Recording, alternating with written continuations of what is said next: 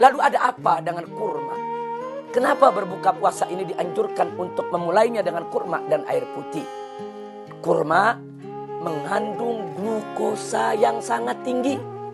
Sementara lambung kita setelah seharian berpuasa tidak mendapatkan suplai makanan maupun minuman, itu terjadi pengerutan. Bahkan jalan-jalan darah kita mulai tidak lancar.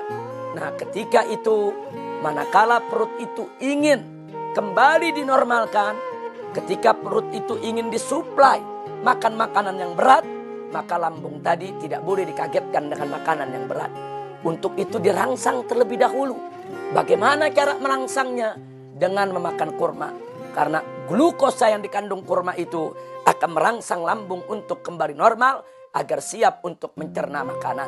Bukan di situ saja, didorong dengan air putih. Ada apa dengan air putih? Air putih untuk mempercepat sirkulasi daripada glukosa tersebut di dalam tubuh dan di dalam darah. Sehingga darah yang semula yaitu mulai tidak lancar karena seharian kita tidak makan, tidak minum, segera mendapatkan suplai glukosa. Begitu juga lambung yang mulai mengerut karena menahan lapar sejak pagi. Maka begitu mendapat suplai glukosa tadi, dia mulai kembali secara perlahan, yaitu menjadi normal, hilang kerutannya, darah juga mulai terbuka, sehingga siap untuk mendapatkan suplai makanan yang berat. Subhanallah. Jadi kenapa Nabi makan korma terlebih dahulu?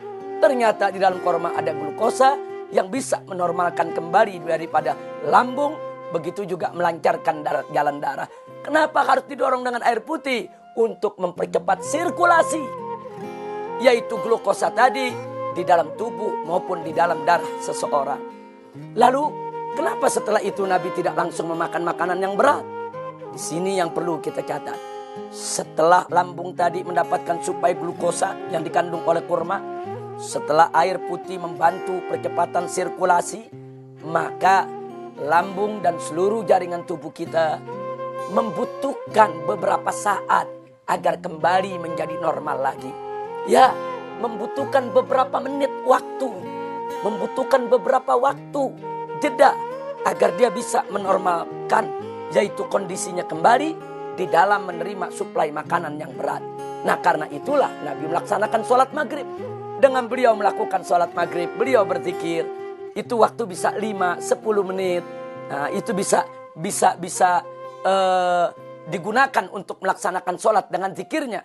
Dalam waktu 10 menit, maka sirkulasi yang terjadi di dalam tubuh, glukos yang disuplai oleh korma tadi, itu akan kembali menormalkan jaringan tubuh kita untuk siap menerima suplai makanan berat.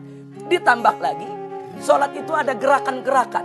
Ada berdiri, ada ruku, ada i'tidal, ada sujud, ada duduk.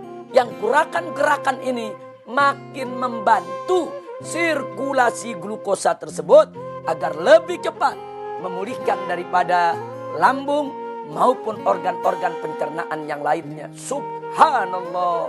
Pantas Nabi sholat maghrib dulu, pantas Nabi zikir dulu, pantas sebelumnya Nabi makan kurma dulu, didorong dengan air putih dulu.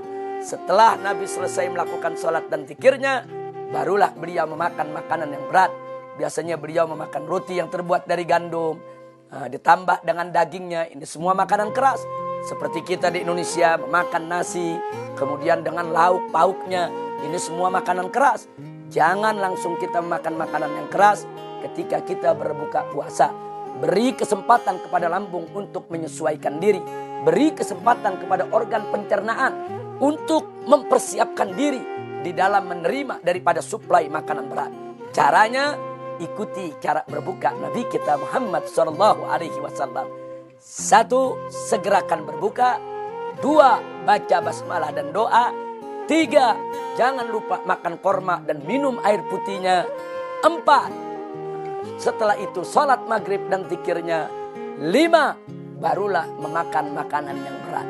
Insya Allah, kalau kita lakukan puasa dengan cara Nabi SAW, bukan hanya kita mendapatkan pahala, akan tetapi lebih daripada itu, kita mendapatkan keberkahan dan kesehatan kita bisa terjaga.